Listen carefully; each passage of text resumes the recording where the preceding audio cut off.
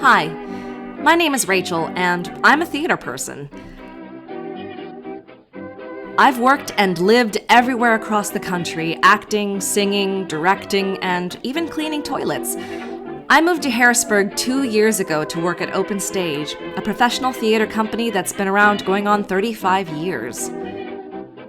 During this time of social distancing, we had some time to reflect on what it means to be a performer with no audience to perform for. As always, we hope to make lemonade from lemons and take time to reflect on the phenomenal artists that have become such an important part of our local culture and our community. This is Thank You 10.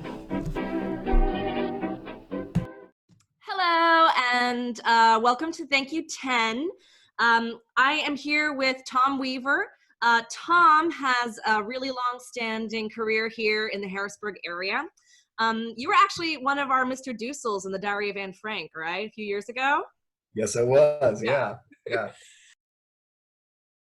You worked at Gamut Theater as Associate Artistic Director for how many years? So with the company together, I was there, I believe, 8 to 9 years. Yeah. Depending on like when you count when I started, but serving in the actual capacity of Associate Artistic Director, probably 3 to 4 years. Gotcha. And you're teaching now, right? Correct. Yeah, I'm teaching, currently teaching in the Harrisburg City School District at Marshall Math Science Academy, teaching theater arts and communications. So I went to college. I have a degree in musical theater from Otterbein University, which is in Columbus, Ohio. And school. then there I sort of got, I was in Ohio for a while, worked in Cleveland for years. I did the New York City thing briefly. I worked in Philadelphia for a while, and then I came back here to the Harrisburg area, was shocked to see that the theater community here had grown so much, and just the city itself had grown so much in terms of its offerings and just the way it felt. And maybe it was just because, maybe that was just me having to leave and then come back and to really appreciate what was actually always here. But certainly some things grew during that time. And what I always say to people is that I always thought that I had to leave in order to, find a community that I could call my home in terms of artists. But really, I ended up coming right back to the place that I started, and I found what I had always been looking for in other places. So. Oh, I love that. Yeah. That's real Wizard of Oz too, isn't it? It is. It is. And the crazy thing was, so when I first moved back here, I wasn't going to, I wasn't sure how much theater I was going to do. And I did, one of the first things I auditioned for back here was Gamut's production of Hamlet. That I've heard of it. I've heard of Hamlet. Yeah. It's new, right? Yeah. Talk about a special project that you've done here in the area, and how it had impact on you. Yeah. So there have been a lot, but the one that sticks out the most was an Iliad, which I did with a company that's not in the area anymore called True North. And so what we did was an Iliad it's a one-person show, and it's a retelling of the Iliad. Heard of that one too? Yeah. Yeah. So that old chestnut. And so our goal with that project, it wasn't to perform it on a stage. It wasn't to perform it in a traditional theatrical setting, and it wasn't to perform it for who typically comes to see theater. So the idea springs a lot from the model of 10,000 Things, that theater company, where they think about, well, who isn't coming to the theater? Not because they don't want to, not because it's something that doesn't interest them, but who actually doesn't have access to the arts through no fault of their own. And really, it's never anybody's own fault for lack of access. We performed at Downtown Daily Bread Soup Kitchen. We performed at Bethesda Mission. We performed at men's shelter and women's shelters in York. And then we did community tours of public libraries in the area. And so every performance was free. Every performance, the audience would sit in a circle. The lights were left on. We would perform in whatever room that they gave us access to. So I'll never forget, like, it was a night that really changed what I do and why I do it. The night we performed at the Bethesda Mission, the director, Brad Delzer, he handed me the programs, he put them in my hand, and he said, "We're done setting up. Why don't you go talk to the guys and let them know what's happening and where we can go?" And I was just like, okay. So I went outside, and all the men that were going to be staying there that night were out there just sort of hanging out, having a cigarette, whatever. And I came up and I said, hey, we're going to be doing this play at such and such a time in the common room. We'd love it if you could join us. And they'd be like, "Well, what are you doing?" And I said, "Oh, it's a retelling of the Iliad." And this is a moment where I really had to check myself, because the assumptions that we make, right? Yeah. And I'm embarrassed to say that I immediately thought it was with the subtext of the Iliad, you probably don't, you're probably not interested, you know what I mean? Almost like that. And then the guys were just "Oh, Achilles, Hector," and they started getting all excited, and they were just "Why aren't you wearing armor? Aren't you supposed to have armor?" And I'm no. It's "Well, come on in and see how we do it." Yeah.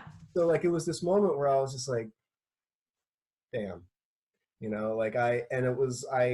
I learned a lot before that play even started. And so by the end of that performance, there some of the guys kind of checked out. Some of them used that time just to take a nap, because who knows what their sleep schedule is like, and that's fine, right? But then there's some guys who were, by the end of that story, were just weeping. And the fact that we were able to all sit in that room and experience that story, and hopefully in some ways heal, learn from each other, whatever, was a really, really beautiful thing. And so I walked away from that night with a rediscovered purpose as to what I think theater can be, and what I think theater is capable of, and how I want to use it going forward. So that was a really, really special experience doing that play. Asking everyone to talk about what they were working on when the world got canceled. So talk a little bit about Angels in America. You were probably right in the middle of the rehearsal process, right? My relationship with this particular play, it goes back to when I was in college, and I worked. I remember reading both parts, Millennium Approaches and Perestroika, and just being blown away, because I'd never read anything like that before. I'd never saw on the page a play like that, or characters like this before. When and I really have to give a lot of credit to Stuart on this, because when we sat down for the last time we all actually met in a room together for rehearsal, and Stuart kind of said we're gonna halt rehearsals for a while. One of the things that he said that had an incredible impact on me, and just sort of reaffirmed the fact that this is the right group of people to be telling this story, was that Stuart said, this isn't a play about people dying, this is a play about people living. And it just hit me so hard in such a great way, to know that one, how wonderful of a thing is that to hear from your director, such a positive take on this story that you could very easily make it a very negative story. But and so I think about that every day, what Stuart said. And then also thinking about another thing that he said was that, like, we don't know when we're going to be on the other end of this, but when we are on the other end of it, we have to be ready. Our audience needs us. Like, people will need stories, people will need this story.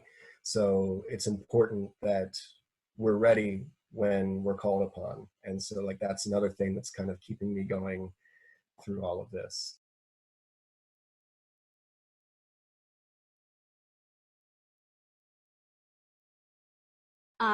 For those of you who might follow our Facebook page, you can actually see that the cast has been doing line throughs and rehearsals via Zoom. I wonder if Zoom does like product placement. I mean, I wonder if we can get like advertising dollars for this. I But don't know, yes, like, buy stock in Zoom, everybody. buy stock in Zoom. Yeah.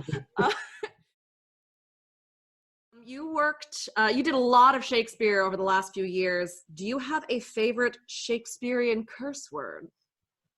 Yeah, buy.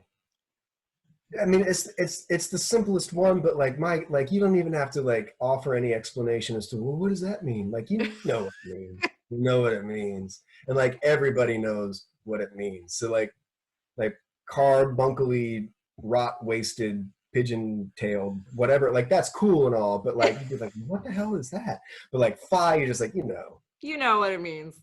yeah. So It's the alternate F word for sure. Yeah, man, it's good. It's good. I really want to thank you for doing this today, Tom.